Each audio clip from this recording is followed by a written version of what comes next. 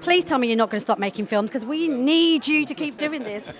What are you saying? So Michael Caine is 90 and he's got another film coming out in January. If being in front of the camera is a bit easy. I mean, I do 12 hours a day. I mean, I don't want to go on until they say, for God's sake, Stop. go away, stop. Why are you still doing this? It's difficult to get around the course again. But I'd never say never, but I can't see it at the moment. For you. All right, lads. How come they're getting all that stuff? They've lost everything. They've left a war zone. She's taking your photo there. You better delete that photo. They're just kids, man. Let them get in the house and get settled, man. I love that you're always saying the stuff that has to be said. Well, it's a huge issue.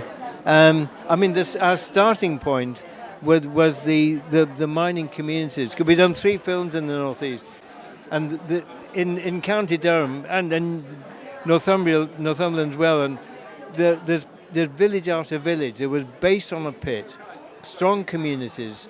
Thatcher destroyed the pits, no money put into to keep the communities together, and what were strong people have just been allowed to rot. So when the immigrants come, they say, why us? We got nothing. Put them down in Chelsea and Kensington. They got lots of money there. With the big cars? Yeah, there's none down there. We get why? And that leads to hostility. We don't want them, and so on. And alongside that is a community of, a group of families who have been through a war. Family members killed, tortured. I mean, horrors they've been through. I mean, we could talk a lot about that. And they don't speak the language. So how can they ever coexist? Can they coexist? Well, once you, and this is the story of the film, if you make a start, if you make a friendship, there's possibly a way through. But will it be strong enough? You've always fought for equality. You've disrupted the system when people were not ready for the system to be disrupted, which I think was necessary. Right now we've got the SAG strike going on, and the writers and the actors are demanding so much from the studios. You've never pandered to the studios. You've always raised the money and continued making independent films that matter. Do you think the system can be changed? Do you think this is going to work, all these strikes? Well, I think it certainly looks as though the writers have done well. I hope they stay out until the actors get their deal. They've got to stay united.